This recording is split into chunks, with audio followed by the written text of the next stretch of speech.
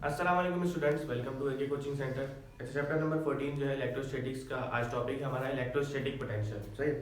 अच्छा, electrostatic potential हो गया, पोटेंशियल डिफरेंस या हमारे पास वोल्टेज हो गया। इन तीनों का कॉन्सेप्ट सेम लिया जाता है, लेकिन इनका जो काम है वो अलग अलग जगह पे अलग अलग काम है। यूनिट तीनों की सेम होती है, यूनिट तीनों की वोल्ट होती है। सही है। इलेक्ट्रोस्टैटिक पोटेंशियल की यूनिट भी वोल्ट बनेगी, पोटेंशियल डिफरेंस की यूनिट भी वोल्ट ही बनेगी, और आपके पास इलेक्ट्रोस्टैटिक पोटेंशियल जो है उसकी यूनिट भी क्या बनेगी, आपके पास वोल्ट बनेगी। अब तीनों होता क्या है, तीनों कहाँ यूज होते हैं, क्यों यूज होते हैं, वो हम लोग स्टडी करेंगे आज। तो इलेक्ट्रोस्टैटिक पोटेंशियल जो है वो the amount of work done that is done in order to transport a unit charge from a reference point to a given location within the field of causing without an acceleration. अच्छा, आपके पास जो है वो electrostatic potential हम use करते हैं इसलिए क्योंकि यानी कि आपको जब भी अगेंस्ट द फील्ड काम करवाना हो, जब भी वर्ड आए अगेंस्ट द फील्ड काम करवाने को, तो आपको ये वर्ड लाजमी मिलेगा इलेक्ट्रोस्टैटिक पोटेंशियल। तो इलेक्ट्रोस्टैटिक पोटेंशियल को हम यूज ही वक्त करते हैं जब हमने अगेंस्ट द फील्ड काम करना हो। इसकी मैं आपको बहुत अच्छी एग्जांपल देता हूँ कि आपने अगर कोई भी चीज ऊपर से नीचे फेंकनी हो तो आपको फोर्स लगाने की जरूरत नहीं है। आप क्या करोगे, उसको सिंपल ड्रॉप करोगे, आप फोर्स नहीं लगाओगे, आप उसको ड्रॉप करोगे, वो खुद नीचे जाएगी। उसके नीचे जाने की वजह सिंपल हमारे पास है ग्रेविटी, क्योंकि ग्रेविटी जो है आपको पता है कि जो एक फोर्स होती है वो आपको बॉडीज को अर्थ की तरफ अट्रैक्ट करती है। सही है।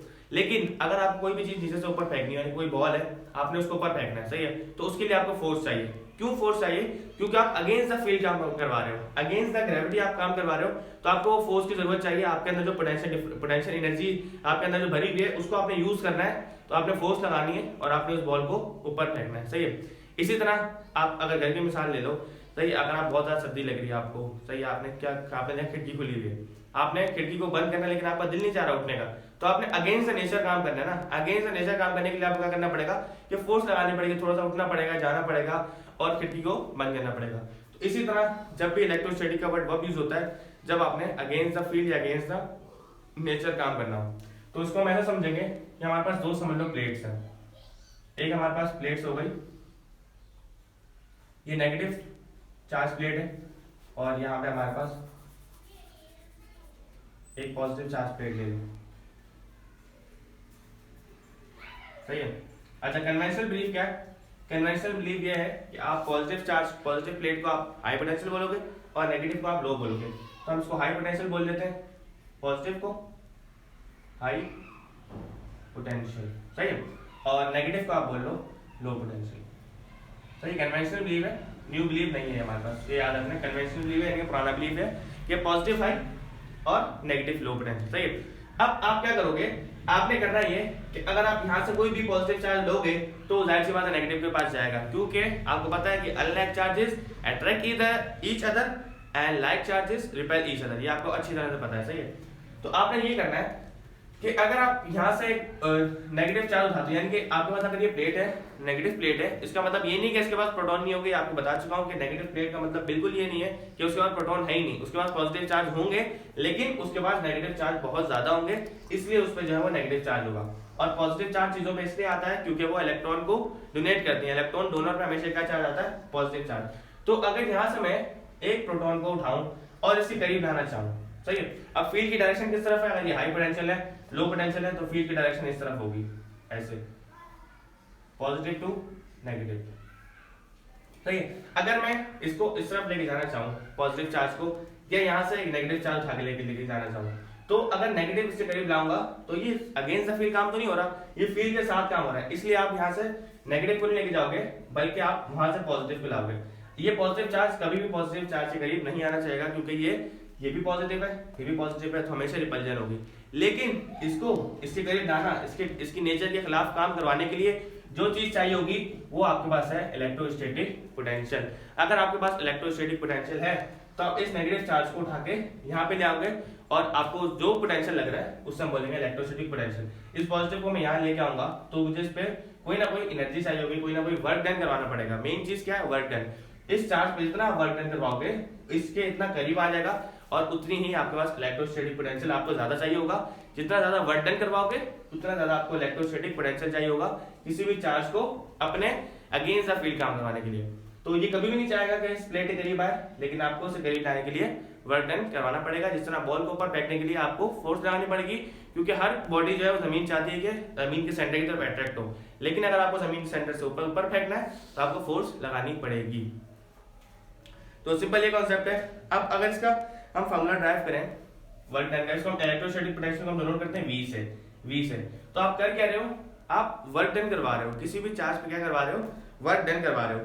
तो आप लिखोगे जिस तरह आप पहले हमने इलेक्ट्रोस्टैटिक पोटेंशियल पढ़ा, इलेक्ट्रिक फील्ड डेंसिटी पढ़ी इससे पहले, तो आप क्या करवा रहे थे, फोर्स, जो भी फोर्स थी वो अप्लाई हो रही थी यूनिट पर यूनिट चार्ज। यानी कि हमने लिखा था कि आपके पास इलेक्ट्रिक फील्ड डेंसिटी है वो फोर्स पर यूनिट चार्ज के बराबर होती है।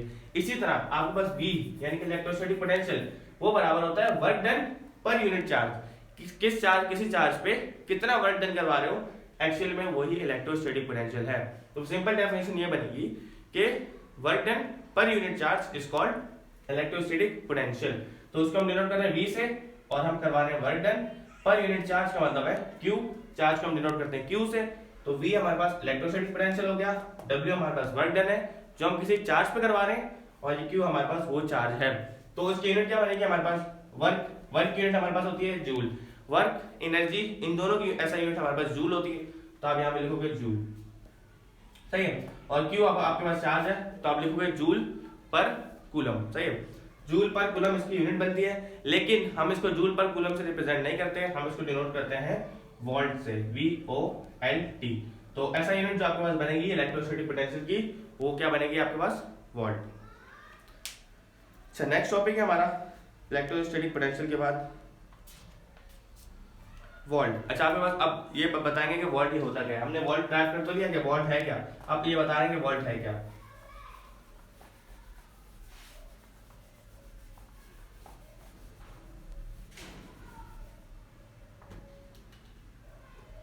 नंबर 2 है हमारे पास वोल्ट। अच्छा, वोल्ट क्या होती है, ये तो आपको पता है कि वोल्ट जो है वो यूनिट होती है, किसकी यूनिट होती है, इलेक्ट्रोस्टैटिक पोटेंशियल की यूनिट होती है। यहाँ पे लिखा हुआ है volt is the unit of electrostatic potential difference and electromotive force in SI system. अच्छा, आपके पास कहीं भी वर्ड आ जाए इलेक्ट्रोस्टैटिक पोटेंशियल, या आपके पास वर्ड आ जाए वोल्टेज, या आपके पास वर्ड आ जाए इलेक्ट्रोमोटिव फोर्स, या आपके पास वर्ड आ जाए इलेक्ट्रिक पोटेंशियल डिफरेंस या पोटेंशियल डिफरेंस का आपके पास वर्ड आ जाए, इन तमाम की यूनिट आपको पहले बता चुका हूँ क्या होगी, वोल्ट होगी। उसकी वजह यही है कि इन सब का कॉन्सेप्ट एक ही है, लेकिन अलग अलग जगह अलग अलग काम हो रहा है, तो इसलिए अलग अलग हमने नाम दिए हैं। यहाँ पे लिखा हुआ है the potential difference that exist across the resistance of 1 ohm while the current of 1 ampere is flowing through it. अच्छा, अब कह रहा है कि the potential difference that exist across the resistance, कह रहे हैं कि किसी भी आपके पास जो है, आप इस नेक्स्ट चैप्टर में पढ़ोगे करंट इलेक्ट्रिसिटी वाला जो चैप्टर है उसमें आप पढ़ोगे कि ओहम रेजिस्टेंस क्या होती है, करंट एक्चुअल में होता क्या है। इस चैप्टर में हमारे पास करंट का कोई काम नहीं है, इसलिए आपने सिर्फ कॉन्सेप्ट समझना है। नेक्स्ट जब जैसे चैप्टर स्टार्ट करेंगे आपको समझ आ जाएगा करंट क्या होता है, इलेक्ट्रिसिटी क्या होती है और रेजिस्टेंस क्या होती है और रेजिस्टेंस का काम क्या होता है, डिटेल में आपको पढ़ा जाएगा नेक्स्ट चैप्टर में। While 1 ohm of a current of 1 ampere is flowing through it, कह रहा है अगर 1 ओहम की रेजिस्टेंस लगी हुई हो और 1 ओहम का करंट फ्लो हो रहा हो तो आपको पता चल जाएगा कि पोटेंशियल डिफरेंस अक्रॉस कितना वोल्ट है। अच्छा, आपके पास अभी मैं वर्बली बता देता हूँ, ये फार्मूला होता है V = IR, सही है। तो इसमें आपको वोल्टेज जो आपके पास वोल्ट है उसको इस तरह डिफाइन किया हुआ है कि अगर आपके पास ये I क्या है, I करंट है आपके पास, करंट को हम डिनोट करते हैं I से, और ये R क्या है, R आपके पास है रेजिस्टेंस, रेजिस्टेंस को हम डिनोट करते हैं R से। तो आपको पता करना है कि वोल्ट क्या होता है, सही है। अच्छा, आपको इसकी यूनिट से समझ लो, V की यूनिट होती है वोल्ट, वोल्टेज की यूनिट होती है आपके पास वोल्ट, I करंट की यूनिट होती है एम्पियर, और R की रेजिस्टेंस होती है ओहम। ओहम लिख लो, I आप उसका सिंबल बना लो। तो अगर आपके पास 1 एम्पियर का करंट फ्लो हो रहा हो, सही है, और 1 ओहम की आपके पास रेजिस्टेंस लगी हुई हो, तो 1 1 जा 1, तो आपके पास जो वोल्ट आएगा वो आएगा 1 वोल्ट। तो आपको अगर 1 वोल्ट की डेफिनेशन पता करनी है तो आप ये सिंपल ये बता सकते हो कि अगर 1 एम्पियर का करंट फ्लो हो रहा हो और 1 ओहम की रेजिस्टेंस लगी हुई हो, तो आपके पास जो पोटेंशियल डिफरेंस होगा या आपके पास जो वोल्टेज होगा वो आपके पास 1 वोल्ट होगा। ये हमेशा याद रखना, सही है। अच्छा, वोल्ट के बाद नेक्स्ट टॉपिक है हमारा पोटेंशियल डिफरेंस, सही है। अच्छा, वोल्ट इसका नाम पढ़ा इस तरह से, यहाँ पे लिखा हुआ है, साइंटिस्ट का नाम भी लिखा हुआ है, the unit of voltage is known as volt, was named after the Italian scientist Alessandro Volta. Alessandro Volta हमारे पास साइंटिस्ट थे, उनके नाम पे हमने यूनिट रखी है, वो यूनिट है वोल्ट, सही है। Next topic potential difference. Potential difference जो है बहुत इंपॉर्टेंट कॉन्सेप्ट है मैट्रिक लेवल पे, पोटेंशियल डिफरेंस, क्योंकि अगर आपको पोटेंशियल डिफरेंस समझ आ गया तो आपको इलेक्ट्रोस्टैटिक पोटेंशियल और आपको वोल्टेज समझने में कोई मसला नहीं होगा, क्योंकि पोटेंशियल डिफरेंस का मतलब, डिफरेंस का मतलब क्या होता है, डिफरेंस का मतलब होता है माइनस करना। मैथ में आप वर्ड यूज करते हो ना difference, difference between two numbers, और आपको बोला हुआ था डिफरेंस बिटवीन टू नंबर्स, तो आप एक नंबर सपोज करोगे x, अगला नंबर सपोज करोगे y, और अगर डिफरेंस तो बीच में आप क्या लगा दोगे, माइनस लगा दोगे। तो डिफरेंस का मतलब क्या होता है आपके पास, माइनस या सबट्रैक्शन। तो potential difference, the energy possessed by electric charge is known as electrical energy। आपको पता है कि किसी भी चार्ज के अंदर जो एनर्जी होती है उसको आप क्या बोलते हो, इलेक्ट्रिक एनर्जी बोलते हो, इलेक्ट्रिकल एनर्जी बोलते हो। A charge with higher potential will have move electric potential energy with a charge with lesser potential। ये भी आपको पता है कि हाई पोटेंशियल से लो पोटेंशियल पे कोई भी आपके पास करंट है या कोई भी चार्ज है वो फ्लो करते हैं। अच्छा, मेन जो है वो डेफिनेशन पे आते हैं। पोटेंशियल डिफरेंस की जो डेफिनेशन आपके पास लिखी हुई है, पोटेंशियल डिफरेंस का असल में मतलब ये होता है कि दो प्लेट्स के दरमियान का पोटेंशियल, दो प्लेट्स के दरमियान का पोटेंशियल जितना ज्यादा होगा उतना आपके पास पोटेंशियल डिफरेंस ज्यादा होगा। अगर आपके पास जो है वो हायर पोटेंशियल पॉजिटिव प्लेट है और लोअर पोटेंशियल नेगेटिव प्लेट है, तो आपको अगर नेगेटिव चार्ज उसमें से नेगेटिव चार्ज में से कोई भी पॉजिटिव चार्ज उठा के उस पॉजिटिव प्लेट के करीब लाना पड़ेगा, तो वो तो खुद से कभी भी नहीं आएगा क्योंकि रिपल्जन होती है। तो उसके अंदर आप वर्क डन करवाओगे, और वर्क डन करवाने के लिए आपको क्या चाहिए होगा, पोटेंशियल एनर्जी, क्योंकि वर्क वब होगा जब आपके पास एनर्जी होगी। वर्क की यूनिट भी जूल, एनर्जी की यूनिट भी जूल। तो जितनी एनर्जी, जितना पोटेंशियल चाहिए होगा आपको, वो पोटेंशियल क्या होगा, पोटेंशियल डिफरेंस। सही है। तो आपके पास दो किस्म की एनर्जी होती है, एक होती है काइनेटिक एनर्जी, एक होती है पोटेंशियल एनर्जी। तो पोटेंशियल एनर्जी को हम लोग स्टोर एनर्जी भी बोलते हैं। तो ये दो प्लेट्स हम बना लेते हैं यहाँ पे, तो हमने पहले बनाई थी ये नेगेटिव प्लेट और यहाँ पे एक पॉजिटिव प्लेट। सही है, वही काम करेंगे, ये हायर पोटेंशियल से लोअर पोटेंशियल पे आपके पास चार्ज जो है मूव कर रहे हैं। अच्छा, यहाँ से हमने एक पॉजिटिव चार्ज उठाया, इससे करीब हमने लाना है, तो आएगा नहीं, रिपल्जन है, उस पर आप क्या कराओगे, बर्डन कराओगे, एनर्जी लगाओगे, वो एनर्जी क्या होगी, पोटेंशियल एनर्जी होगी। तो जितनी ज्यादा आप पोटेंशियल एनर्जी लगाओगे, इन दोनों प्लेट्स के दरमियान जो पोटेंशियल है वो उतना ही बढ़ जाएगा।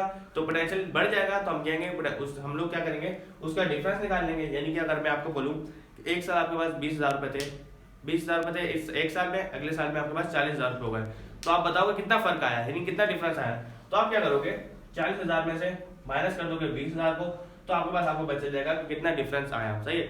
इसी तरह अगर मैं पूछूंगा दो प्लेट्स के दरमियान डिफरेंस कितना है, तो आप क्या करोगे, इन दोनों के पोटेंशियल को, यानी कि इसका अगर 20 वोल्ट है और इसका अगर 5 वोल्ट है, तो आप क्या करोगे, 20 में से 5 को माइनस कर दोगे, तो आपको पता चल जाएगा कि इन दोनों का डिफरेंस कितना है, 15 वोल्ट।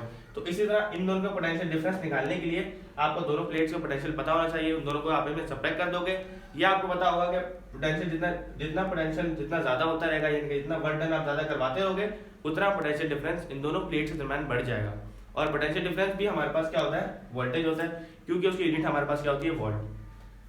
तो यहाँ पे लिखा हुआ है it is the work done per unit charge. Work done per unit charge वही डेफिनेशन है, V equals to work done per unit charge को आप डिनोट करोगे Q से, तो वही यूनिट बनेगी, वर्क की यूनिट जूल और Q चार्ज की यूनिट होती है हमारे पास कूलम। तो जूल पर कूलम हमारे पास इक्वल होता है वोल्ट के। 1.2 another in electric field, 1.2 another in a electric field, electric potential difference is usually referred as a voltage. तो आपको बता दिया इन्होंने कि इलेक्ट्रिक पोटेंशियल डिफरेंस को आप लोग क्या बोलते हो, वोल्टेज भी बोलते हो। पोटेंशियल डिफरेंस का एक और नाम क्या है, वोल्टेज। तो कहीं वोल्टेज लिखा हुआ है, पोटेंशियल डिफरेंस लिखा हुआ है, आप यूनिट देख के समझ जाओगे कि आपको वोल्टेज या पोटेंशियल डिफरेंस गिवन है।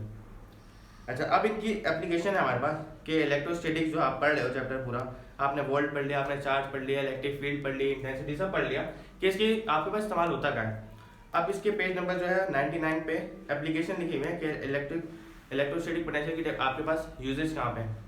तो आपके पास लिखा हुआ है there are many applications on electrostatics. तो हम यहाँ पे लिखते हैं कि एप्लीकेशन होती क्या है इसकी।